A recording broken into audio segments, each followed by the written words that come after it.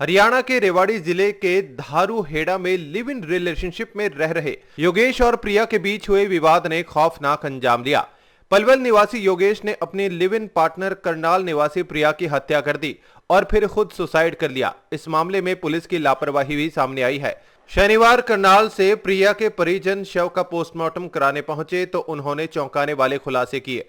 कयास लगाए जा रहे हैं कि योगेश को प्रिया के बच्चे पसंद नहीं थे, इसीलिए ही उसकी हत्या कर शव बेड में छुपा दिया होगा, फिर खुदकुशी कर ली। हालांकि इस पूरे मामले में पुलिस का आधिकारिक बयान सामने नहीं आया है।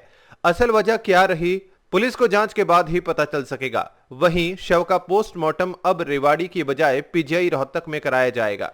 परिजन शव को लेकर रोहतक के लिए रवाना हो गए। प्राथमिक जानकारी के मुताबिक योगेश और प्रिया की मुलाकात फेसबुक पर हुई थी, जहां दोनों के बीच प्रेम प्रसंग शुरू हुआ। दोनों पहले से शादीशुदा थे।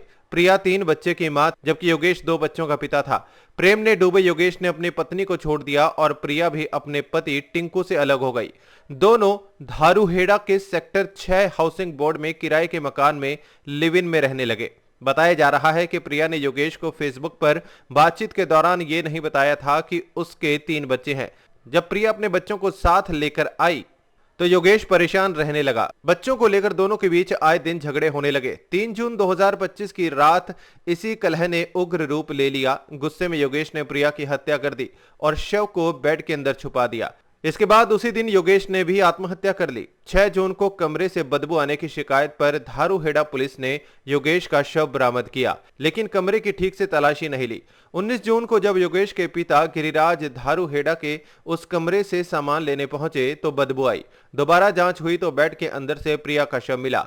उस लापरवाही के कारण रेवाड़ी पुलिस की कार्यशैली पर सवाल उठ रहे हैं।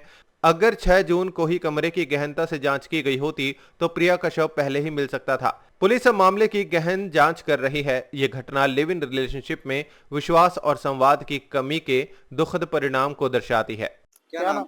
हाँ जी, मेरी बहन थी वो। आपका उसका क्या नाम नाम है? मेरा नाम शेर सिंह है। जो मृतक है बहन, वो आपकी क्या लगती है और कहाँ से? मेरी सिस्टर थी, वो सबसे छोटी थी और वो कम से कम 3 साल से अपने घर वाले को छोड़ के वो किसी और दूसरे आदमी के साथ रह रही थी। इस बात का हमें भी अंदेशा था, ना उसने हमें बताया। हम उसे जब भी फोन करते थे वो कहती थी मैं खुश हूँ, मैं खुश हूँ। हमें उसके बारे में आज तक नहीं पता लगा। मगर जब मुझे ये कार्रवाई पता लगी कि ये डॉक्टर है, उसका मुझे पता लगा बाद में, जब ये इसके साथ ये ऐसा हादसा हो चुका था।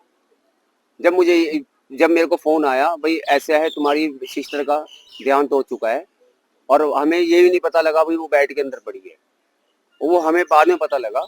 जब हमारे को फोन आया तो एकदम हम तुरंत भागे वहां से। रात हमने सीधा गाड़ी करी, सीधा तुरंत हम यहाँ पे आए रेवाड़ी थाने के अंदर। वो भी न्यूज के जरिया है। हमें भी तो आज तक नहीं पता था भाई ऐसा कुछ हो चुका है। आपको पता था यहाँ धारूहेड़ा रह रही है कैसे? नहीं, ये हमें नहीं पता। आज तक एड्रेस ही नहीं हमें दिया उसने। अगर हमें एड्रेस देती तो हम क्या पता उसे बचाने की कोशिश करते, अगर एड्रेस दी जाती तो। लास्ट टाइम आपकी कब बात हुई थी? मेरी 6 महीने पहले हुई थी, जब मेरा एक्सीडेंट से पहले। 1 जनवरी को मेरा एक्सीडेंट हुआ था, उससे पहले मेरी बात हुई थी उससे। जब से एक्सीडेंट हुआ मेरा संपर्क टूट गया उससे। भाई इसके घर वाले के पास सारी रिकॉर्डिंग है। वो स्टेटस लगाती थी वो अपने घर वाले को चढ़ाने के लिए। वो उसके पास सारी रिकॉर्डिंग में है, सब कुछ है। उसके घर वाले ने लास्ट टाइम फोन किया था उसको, जो उसका पहले वाला घर वाला था, भाई ऐसा है अगर मैं तेरे को फोन करूंगा तो तू तो आना पड़ेगा तेरे को यहाँ पे। अब उसको ये नहीं पता था भाई ऐसा कांड हो जाएगा।